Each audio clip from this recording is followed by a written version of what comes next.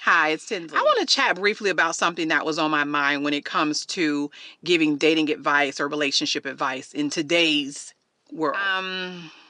One of the reasons why I advocate for settle-free dating is because I know the importance of not settling for less than you deserve in anything, whether it's your finances, your health, your relationships, your job, your career, you name it, friendships, you name it. But one of the most biggest things I see often is people who don't believe that single people should be giving dating advice or relationship advice. You know, settle-free dating for me is choosing and making wiser choices when choosing a mate by refusing to settle for less than you deserve. Settle-free dating is. And that means in anything that you do in your life, but we're talking about relationships. And can I just say kudos to all you married couples who are power couples out there doing your thing. You're living your best life. You chose the right mate. You're happy together. You're thriving together. Good for you. If that's what you want for yourself, I want you to be happy. And good for you. And I mean that from a genuine place. However, can I please highlight people who give relationship advice, who happen to be couples or married, who seem to downplay the abilities of single people giving advice? You do know that single people many times are single by choice. It's almost like society wants people to think that single people are we're just sitting there in some singles waiting room, waiting to be admitted into the married lifestyle. It's almost like they think we're just waiting around to be admitted into being married. And that's not always the case for many of us. The single lifestyle for many, including myself, is an intentional, powerful choice.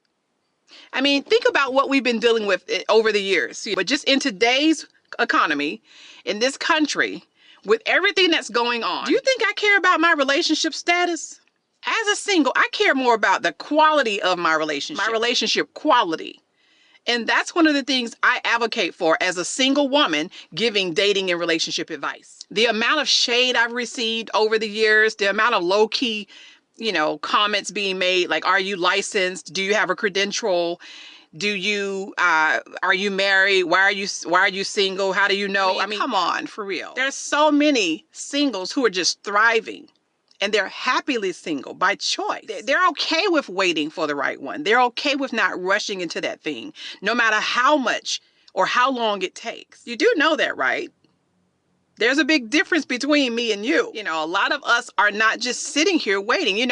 There's a difference between waiting for a relationship and preparing for a relationship. And what I've noticed, and I'm sure all of you can attest to this, so many people who are visibly unhappy in their marriages, to the point where they get online, they get on TV shows, they write books, they talk about how they wish they were not married, how they wish they would have waited, how they wish they wouldn't have got married for the wrong reason, how they wish they would have chose a better mate.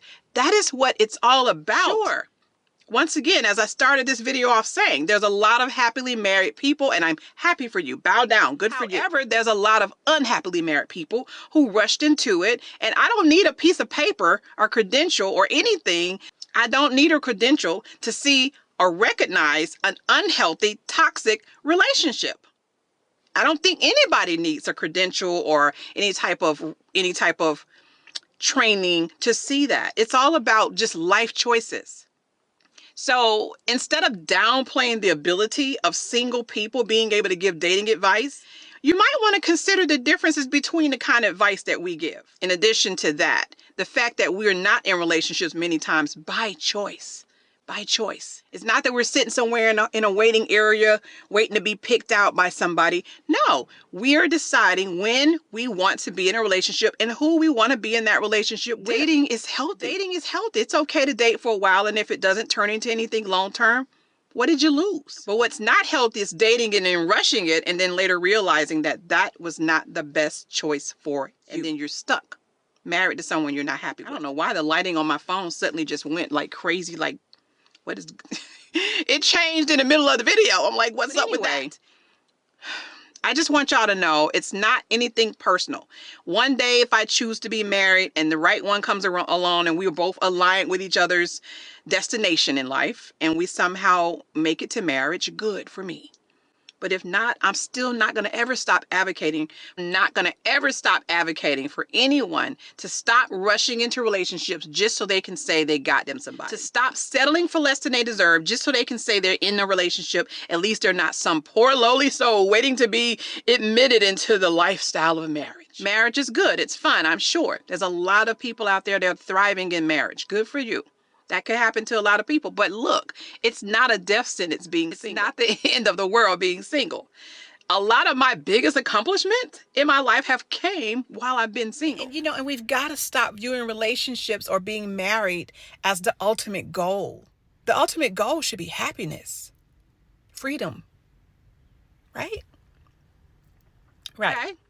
So when you're trying to decide who to listen to, keep in mind that while there's so many married couples who've been married for a long time and some newly married couples, they can give you great insight on things that have worked for them and that may work for you. But keep in mind, their relationship advice is always going to come from a different place because now they're speaking for themselves, and they also have to remember they have a spouse now.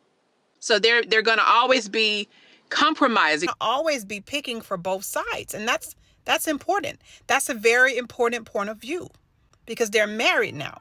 So they have to include their spouse's point of view in that. If not, when they get home, he's going to be like, that's how you really feel? Whereas single people, we can give advice from a perspective of being single still. A perspective of what you should be looking for in a mate versus what you decided to go with in that mate. Look at quality, not just status. What's the quality of that thing? Let's be real here. What's the quality of that relationship? And I'm not here to try and say that all relationships that are long-term, all marriages, that are long-term are toxic, because they're not. I know some loving couples. Good for y'all. I'm happy for you. However, we got to stop acting like marriage is the only goal for everybody. It may not necessarily be the case. And it's okay for a single person to share their life experiences that led them at this point to not be married, to not rush into marriage. There were so many things that needed to be done in some single people's lives, including mine. They knew they had to prepare for marriage. And even if it didn't happen in their early 20s, it didn't happen in their 30s, it didn't happen in their 40s, that doesn't mean that it's over for them. It doesn't mean that it's over for them, nor does it discredit their contributions to giving dating advice or to giving relationship advice. So I just want to clear that up so that people can stop downplaying the reality of the fact that there are single people giving dating advice and darn good dating advice. And some single people may indeed be single by fear. And it all takes the mindset. You have to change your mindset. You have to have I'm the prize. I am someone great to be with. Date me, try me out, and figure out if I'm the one you want to be with, versus the mindset of please pick me. Please choose me. Somebody, please just choose me. I'm single and desperate. That is not what it's about. It's not. All right. Once again, quality over status. Never settle for less than what you deserve in life. Have a good one, honey.